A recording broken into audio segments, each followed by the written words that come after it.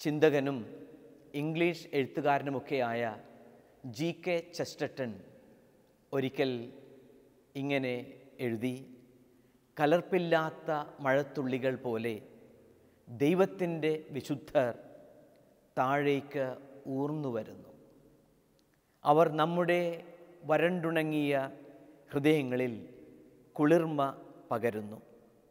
നമ്മിൽ നന്മയുടെ പുതുനാമ്പുകൾ കിളിർപ്പിക്കുന്നു. 100ഉം 60ഉം മേനി വിളവ് നമ്മിൽ ഒരുക്കുന്നു. രണ്ട് വ്യക്തികളെ അൾത്താരയുടെ വണക്കത്തിലേക്ക് ലഭിച്ചതിൽ അഭിമാനിക്കുകയും ആഹ്ലാദിക്കുകയുമാണ് കേരളസഭ, ഭാരതസഭ. ചാവറ കുര്യാക്കോസച്ചനെയും എവുപ്രസ്യാമ്മയെയും വിശുദ്ധിയിലേക്ക് ഉയർത്തിയതിൻ്റെ സന്തോഷം നമ്മുടെ ഓരോരുത്തരുടെയും ഹൃദയത്തിലുണ്ട്. 2014 നവംബർ 23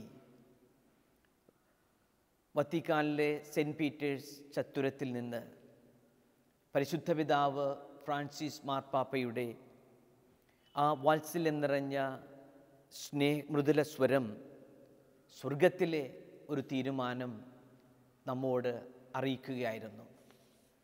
തങ്ങളുടെ ജീവിതം വഴി, ജീവിതസാക്ഷ്യം വഴി രാജാവായ ക്രിസ്തുവിനെ സ്നേഹിക്കുകയും സമൂഹത്തിൽ അവശത അനുഭവിച്ചവർക്ക് ആശ്വാസമാകുകയും അന്ധന് കാഴ്ചയും തടവിൽ കഴിയുന്നവർക്ക് ആശ്വാസവും നൊമ്പരപ്പെടുന്ന ഹൃദയങ്ങൾക്ക് സന്തോഷവുമൊക്കെ പകർന്നുകൊടുത്ത, അവരിൽ ജീവിക്കുന്ന യേശുവിനെ കണ്ടെത്തിയ 6 പേരെ അൾത്താരയുടെ വണക്കത്തിലേക്ക് ഉയർത്തി. പ്രത്യേകിച്ച് വാഴ്ത്തപ്പെട്ട ചാവറ കുര്യാക്കോസച്ചനും വാഴ്ത്തപ്പെട്ട എവുപ്രസ്യാമ്മയും വിശുദ്ധിയിലേക്ക് ഇന്ന് കടക്കുമ്പോൾ നമുക്ക് കൂടുതൽ ഈ വിശുദ്ധിയെപ്പറ്റി ചിന്തിക്കുവാൻ, നമ്മുടെയും ജീവിതം അവരുടെ ജീവിതത്തിൽ നിന്ന് പ്രചോദനം ഉൾക്കൊള്ളുവാനുള്ള അവസരമാണ്. ചാവറ കുര്യാക്കോസ് ഏലിയാസച്ചൻ തൻ്റെ കർമ്മനിരതമായ ജീവിതം വഴി വിശ്വാസത്തിലൂടെ അനേകായിരങ്ങളെ കർത്താവിലേക്ക് അടുപ്പിച്ചപ്പോൾ, സഭയെ കൂട്ടായ്മയിൽ നിലനിർത്തിയപ്പോൾ, വിശുദ്ധ എവുപ്രസ്യാമ്മ തൻ്റെ പ്രാർത്ഥന വഴി ദൈവത്തിൻ്റെ കൃപാവര സമൃദ്ധി ഈ ഭൂമിയിലേക്ക് കൊണ്ടുവന്ന വ്യക്തിയാണ്. മരിച്ചാലും മറക്കില്ലാട്ടോ പലപ്പോഴും വിശുദ്ധ എവുപ്രസ്യാമ്മ ആവർത്തിക്കുമായിരുന്നു. തന്നോട് സംസാരിക്കാൻ വരുന്നവരോട്, പ്രാർത്ഥന ആവശ്യപ്പെടുന്നവരോട് മരിച്ചാലും മറക്കില്ലാട്ടോ. തീർച്ചയായും സ്വർഗത്തിലിരുന്ന് ഈ വിശുദ്ധ കന്യക നമുക്ക് വേണ്ടി മാധ്യസ്ഥ്യം വഹിക്കും. എനിക്ക് വ്യക്തിപരമായി എൻ്റെ ജീവിതത്തിൽ കടന്നു വന്നിട്ടുള്ള നിയമനങ്ങളും നിയോഗങ്ങളുമെല്ലാം ദൈവത്തിൻ്റെ പരിപാലനയായി കാണുകയാണ്. വാഴ്ത്തപ്പെട്ട ചാവറ കുര്യാക്കോസച്ചനും വിശുദ്ധ എവുപ്രസ്യാമ്മയും താമസിച്ചിരുന്ന കൂനമ്മാവിൽ സഹവികാരിയായി 1985 സെപ്റ്റംബർ മുതൽ സേവനമനുഷ്ഠിക്കുവാനുള്ള ഭാഗ്യമുണ്ടായി. വരാപ്പുഴ അതിരൂപതയുടെ വികാരി ജനറലായി 2011 മുതൽ സേവനമനുഷ്ഠിക്കുവാനുള്ള ഭാഗ്യവുമുണ്ടായി. ഈ 2 സ്ഥലങ്ങളിലും വിശുദ്ധ ചാവറ കുര്യാക്കോസ് ഏലിയാസച്ചൻ തൻ്റെ കർമ്മധീരമായ നിലപാടുകൾ കൊണ്ട്, വിശ്വാസത്തിൽ അടിയുറച്ച പ്രവർത്തനങ്ങൾ കൊണ്ട് സഭയെ അനുഗ്രഹിച്ച വ്യക്തിയാണ്. 1864 ജനുവരി മാസം മുതൽ വരാപ്പുഴ വികാരിയത്തിൻ്റെ ഭാഗമായിരുന്ന കൂനമ്മാവിൽ സെൻറ്റ് ഫിലോമിനാസിൻ്റെ നാമധേയത്തിലുള്ള ഇടവകയിൽ ചാവറ കുര്യാക്കോസച്ചൻ വളരെ വിശിഷ്ടമായ സേവനമനുഷ്ഠിച്ചു. വിശുദ്ധ ചാവറ കുര്യാക്കോസ് ഏലിയാസച്ചൻ്റെ ആ സേവന നാൾ വഴിയും പ്രവർത്തന ശൈലിയുമൊക്കെ നമുക്കെന്നും പ്രചോദനവും ഉൾബലവുമാണ്. 1861 ജൂൺ മാസം 8-ാം തീയതിയാണ് വരാപ്പുഴ വികാരിയത്തിൻ്റെ വിക ജനറലായി അന്നത്തെ ആർച്ച് ബിഷപ്പ് ബെർണഡിൻ ബച്ചിനെല്ലി ചാവറ കുര്യാക്കോസ് ഏലിയാസച്ചനെ നിയമിക്കുന്നത്. പ്രത്യേകിച്ച് ആ കാലഘട്ടം സഭയ്ക്ക് വളരെ പ്രധാനപ്പെട്ട നിർണായകമായ ഒരു കാലഘട്ടമായിരുന്നു. 1861 മെയ് മാസത്തിലാണ് ബാഗ്ദാദിൽ നിന്നുള്ള റോക്കോസ് മെത്രാൻ കൊച്ചിയിലെത്തുക. അദ്ദേഹം കൊച്ചിയിലും പരിസരത്തുമുള്ള പല ഇടവകളും സന്ദർശിച്ചു. അന്ന് സീറോ മലബാർ റീത്തിൽ 154 ഇടവക പള്ളികളുണ്ട് വരാപ്പുഴ വികാരിയത്തിൻ്റെ കീഴിൽ. അതിൽ 86 പള്ളികൾ പൂർണ്ണമായും 30 പള്ളികൾ ഭാഗികമായും റോക്കോസ് മെത്രാനോട് അനുകൂലമായ നിലപാടെടുത്തു. ബാക്കി 38 ദേവാലയങ്ങൾ, ഇടവകൾ മാത്രമാണ് വരാപ്പുഴ വികാരിയത്തിൻ്റെ കീഴിൽ നിലകൊണ്ടിരുന്ന സീറോ മലബാർ ഇടവകകൾ. പ്രത്യേകിച്ച് അത്രയും അധികം ശക്തമായ ഒരു നിലപാട് പെട്ടെന്ന് കടന്നു വരുവാനുള്ള കാരണം, ഒന്ന് വിദേശ മിഷണറിമാരോടുള്ള ഒരു വിമർശനാത്മകമായ നിലപാടും അതോടൊപ്പം തന്നെ നാട്ടുമെത്രാന്മാർക്ക് വേണ്ടിയുള്ള മുറവിളിയും ഒക്കെ സഹായകമായിട്ടുണ്ടാകാം. പക്ഷേ ആർച്ച് ബിഷപ്പ് ബെർണഡിൻ ബച്ചിനെല്ലിയുടെ വികാർ ജനറലായി വരാപ്പുഴ വികാരത്തിൽ സേവനമനുഷ്ഠിച്ചിരുന്ന ചാവറ കുര്യാക്കോസ് ഏലിയാസച്ചൻ്റെ ശക്തമായ ധീരമായ നിലപാട് സഭയെ വലിയ ഒരു പിളർപ്പിൽ നിന്നും വലിയൊരു ആഘാതത്തിൽ നിന്നും സംരക്ഷിച്ചു എന്ന് തന്നെ പറയണം. അദ്ദേഹം ഇടവകകൾ തോറും സന്ദർശിച്ച് സത്യസഭയെപ്പറ്റി, യഥാർത്ഥ വിശ്വാസത്തെപ്പറ്റി ജനങ്ങളോട് പ്രഘോഷിച്ചു, പ്രസംഗിച്ചു. അങ്ങനെ അവരെ സഭയിലേക്ക്, സഭയുടെ കൂട്ടായ്മയിലേക്ക് തിരിച്ചു കൊണ്ടുവരുവാൻ പരിശ്രമിച്ചു. അതോടൊപ്പം തന്നെ റോമിൽ നിന്ന് അന്ന് വാണിരുന്ന 9-ാം പിയൂസ് മാർപ്പാപ്പയുടെ കയ്യൊപ്പോടുകൂടിയുള്ള ഔദ്യോഗിക കൽപ്പന, റോക്കോസ് മെത്രാൻ്റെ നിയമനം ശരിയായ അനുമതിയോടുകൂടി അല്ല എന്നുള്ള കൽപ്പന വരാപ്പുഴ വികാരത്തിലേക്ക് ലഭിച്ചു. അതോടൊപ്പം തന്നെ അന്നത്തെ കൊച്ചി ദിവാനിൽ നിന്നും റോക്കോസ് മെത്രാന് സന്ദർശന വിലക്കും വാങ്ങിക്കാനായി. ബാഗ്ദാദിൽ നിന്ന് തിരികെ വരണമെന്ന് പാത്രിയാർക്കീസിൻ്റെ എഴുത്തും വന്നു. അങ്ങനെ റോക്കോസ് മെത്രാൻ തിരികെ കൊച്ചിയിൽ നിന്ന് ബാഗ്ദാദിലേക്ക് പോകേണ്ടി വന്നു. വളരെ പ്രശ്നജടിലമായ ഒരു കാലഘട്ടത്തിൽ കർമ്മധീരതമായ നിലപാടോടുകൂടെ വികാർ ജനറൽ എന്ന നിലയ്ക്ക് ചാവറ കുര്യാക്കോസ് ഏലിയാസച്ചൻ എടുത്ത ആ തീരുമാനം ഇത് സഭയുടെ കൂട്ടായ്മ നിലനിർത്തുന്നതിനും വളർച്ചയ്ക്ക് ആക്കം കൂട്ടുന്നതിനും ഉപകരിച്ചു. എന്തൊരു ആധ്യാത്മിക ഉന്നതിയിൽ ജീവിച്ച വ്യക്തിയായിരുന്നു, പുരോഹിതനായിരുന്നു ചാവറ കുര്യാക്കോസ് ഏലിയാസച്ചൻ. അദ്ദേഹം കൂനമ്മാവിൽ താമസിച്ചിരുന്ന കാലയളവിൽ എഴുതിയിട്ടുള്ള ചില പുസ്തകങ്ങൾ, കവിതകളുണ്ട്. മലയാളത്തിലെ പ്രഥമ ഖണ്ഡകാവ്യമെന്ന് അറിയപ്പെടുന്ന അനസ്താസിയയുടെ രക്തസാക്ഷിത്വം, അതുപോലെ തന്നെ 1869 എഴുതിയ ആത്മാനുതാപം എന്ന അതിശ്രേഷ്ഠമായ ആ കവിത, അതിൽ അദ്ദേഹം എഴുതുന്ന വാക്കുകൾ ഏറെ ശ്രദ്ധേയമാണ്. കാരുണ്യനാഥനാം ദൈവകുമാരൻ്റെ കാരുണ്യശോഭയെ കാണാകണം, മാനുഷ നീച വേഷത്തെ ധരിച്ചൊരു മാനുഷ ത്രാതാവെ കാണാകണം. അങ്ങനെ ആ കവിതയുടെ എല്ലാ ഈരടികളും അവസാനിക്കുക കാണാകണം എന്ന ആ ക്രിയാപദത്തോടൊപ്പമാണ്. വെറും കണ്ണുകൾ കൊണ്ടുള്ള കാഴ്ചയല്ല, ഹൃദയം കൊണ്ടുള്ള അനുഭവം. ദൈവത്തെ ഹൃദയം കൊണ്ട് അനുഭവിക്കുവാനുള്ള ഉള്ളിൻ്റെ ഉള്ളിലെ അഭിവാഞ്ചയാണ് ഈ കവിതയിൽ നാം കാണുക. കാരുണ്യനാഥനാം ദൈവകുമാരൻ്റെ കാരുണ്യശോഭയെ കാണാകണം. മാനുഷനീച വേഷത്തെ ധരിച്ചൊരു മാനുഷത്രാതാവെ കാണാകണം.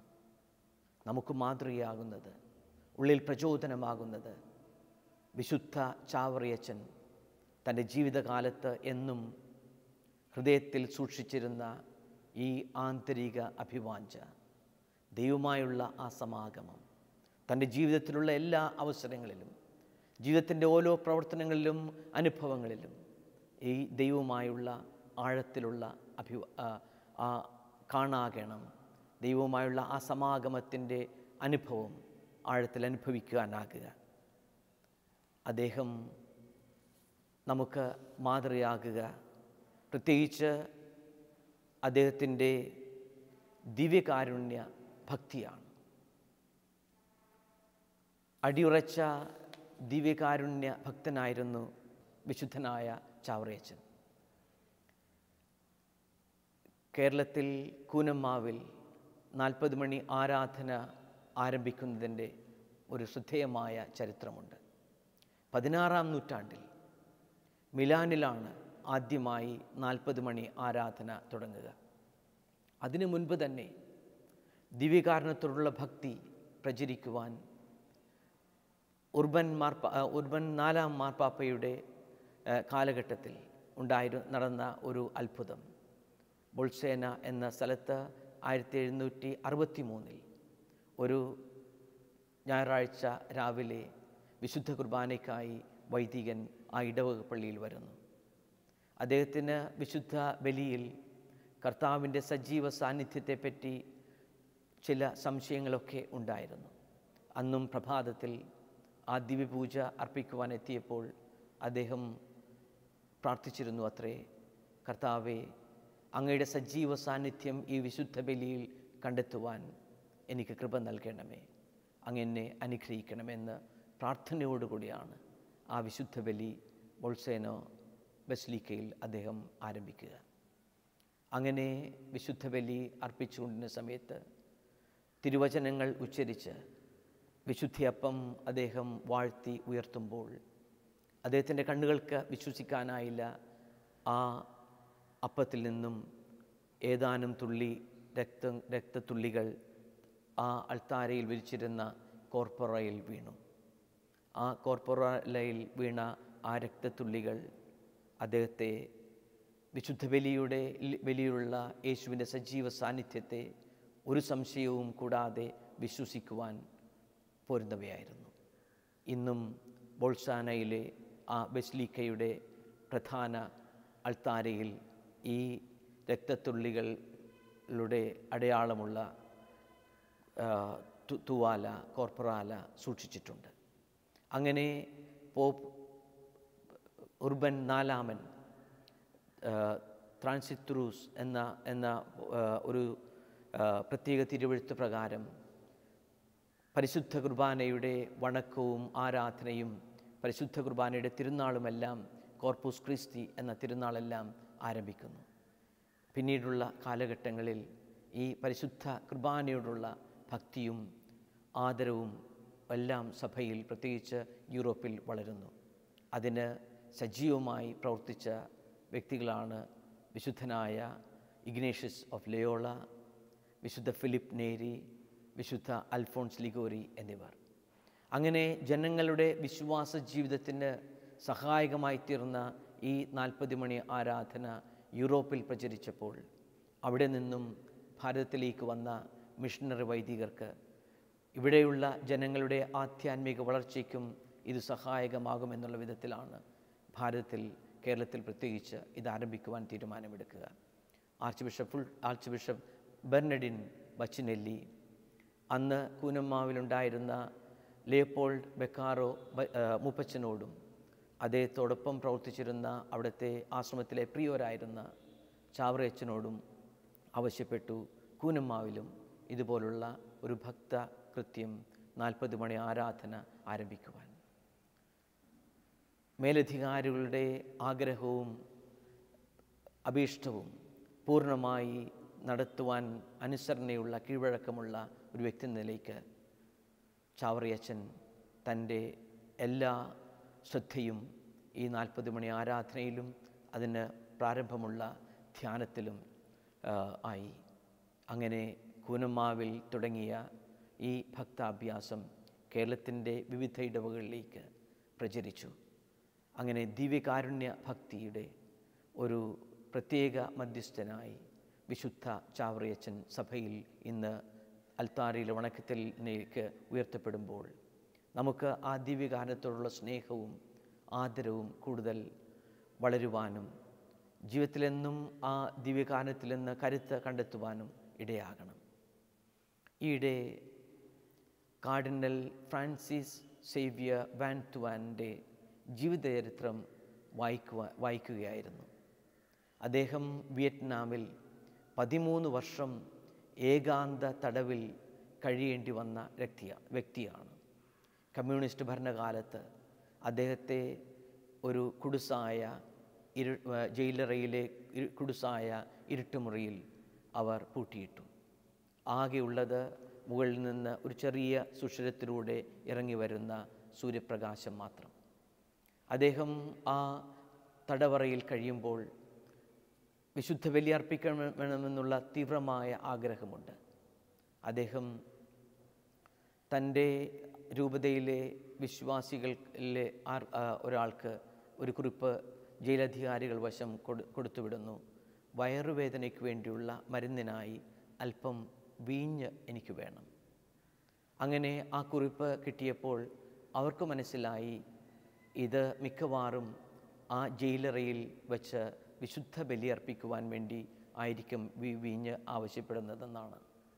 അങ്ങനെ ആ വീഞ്ഞിൻ്റെ ചെറിയ പൊതിയോടൊപ്പം ഏതാനും ഓസ്തികളും കൂടെ അവർ കൊടുത്തുവിട്ടത്രേ.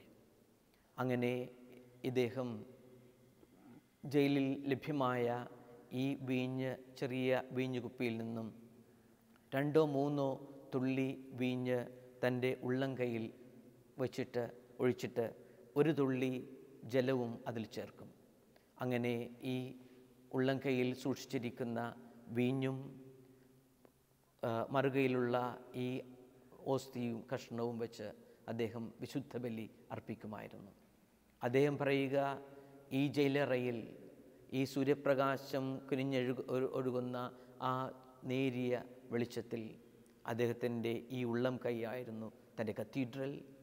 ഈ ഉള്ളം കൈയിൽ തന്നെയായിരുന്നു തൻ്റെ ബലിവേദിക്കുള്ള മേശ. പക്ഷേ ഈ 3 തുള്ളി വീഞ്ഞിനും ചെറിയ ഒരു കഷ്ണം ഓസ്തിയിലൂടെയും ഈ വിശുദ്ധ ബലി അർപ്പിക്കുമ്പോൾ ഈ കാരാഗൃഹത്തിലുള്ള ഏകാന്തതയും അവിടെയുള്ള കഷ്ടപ്പാടും സഹിക്കുവാനുള്ള ശക്തി തനിക്ക് ലഭിച്ചിരുന്നുവെന്നാണ്.